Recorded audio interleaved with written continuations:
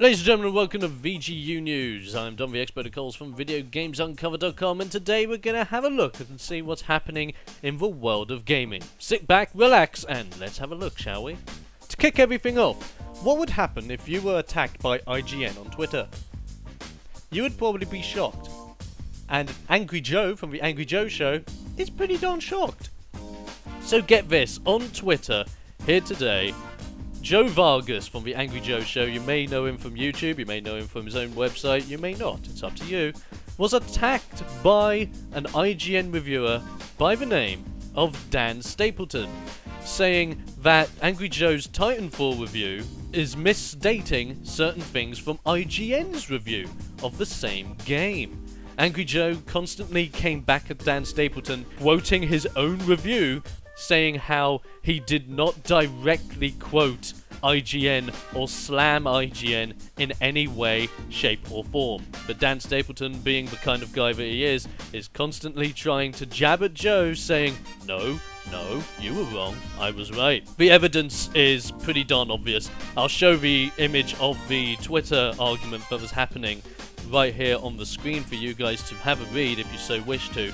And as you can see here, Joe has all the proof he needs to show that, quite frankly, one, he didn't quote IGN, and two, he was a 0.1 decimal out of the 9 out of 10 area by 8.9. Quite frankly, 8.9 is a 9 out of 10. If you're going to have a full-on argument about a 0.1 of a score difference of a quote being said in another review, I think you might need to reevaluate some things. Is IGN in the right to allow one of their reviewers to just openly do this on Twitter?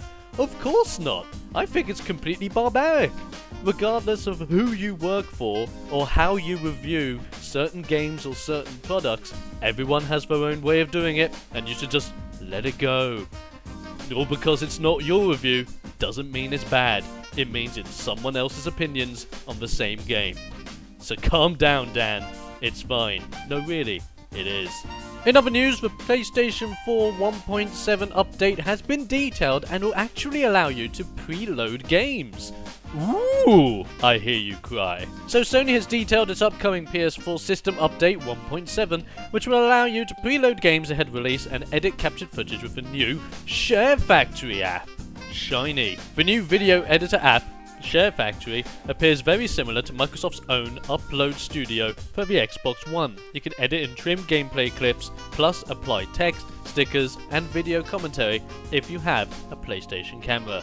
Unlike the Upload Studio, however, it will also allow you to import your own music to videos. So that's an extra little touch, I like that. Then once your video is completed, you'll be able to export your gameplay straight to a USB drive. But you know what's also fantastic about 1.7 that I'm especially looking forward to? Anyone out there using an Elgato game capture device or any other device used to capture gameplay, you don't have to worry about the HDCP lock anymore, because there's now going to be a switch to turn it off, allowing you to record your gameplay straight from the HDMI port, which is just fantastic.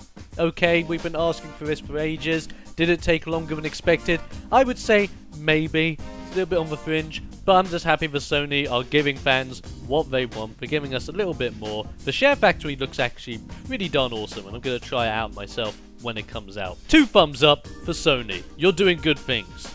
Nice. And the last piece of news we have for you today is that one of the Titanfall developers doesn't know and doesn't care if Titanfall is actually making a profit. Interesting. Producer Drew McCoy has came out saying, I don't know if it's making a profit, I don't really care. Let's have a look at this a little bit deeper, shall we?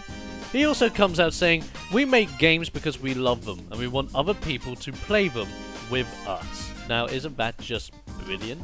In my personal opinion, that's exactly the kind of mindset you should have when creating a game like Titanfall. They're just happy to know that they have created a very fun game, which I can agree on. It is very fun. On that note, ladies and gentlemen, thank you for tuning in to VGU News. Be sure to leave a comment in the comment section below with any thoughts you may have had in today's news. And I'll be sure to catch you later on in the week for some more VGU News. Until then, party on!